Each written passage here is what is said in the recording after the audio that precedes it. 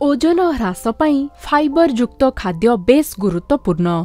Fibre को खाद्य रे सामिल करबा द्वारा एहा ओजन ह्रास दिगरे सहायक होइथाए। तेणु आपण जदि ओजन ह्रास करबा को चेष्टा करूछंती निश्चय निज खाद्य रे एही सबु जिंस को सामिल करंतु।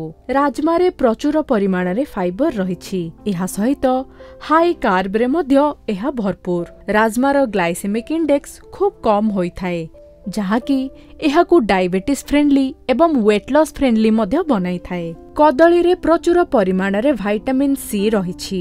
एहा सहित विटामिन B6 एवं पोटासियम रे मध्य एहा भरपूर। कदली रे फाइबर प्रचुर परिमाण रे रहिथाए। ओजन ह्रास दिगरे एहा सहायक होइथाए। पालंग साग को खाद्य रे सामिल करबा उपादेय होई पारे। एथिरे विटामिन A, C एवं K रहिथाए। एहा सहित फॉलेट, मैंगनीज, मैग्नेशियम एवं आयरन मध्य प्रचुर परिमाण रे रहिथाए।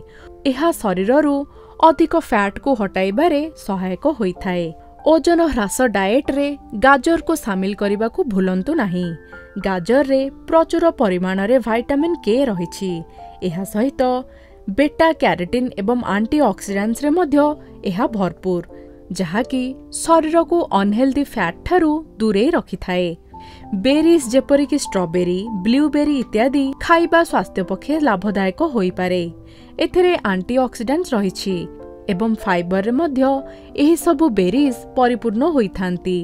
ओजन ह्रास दिगरे सहायक हेबा सहित एहा शरीर को पोषण मध्य जोगाइथांती।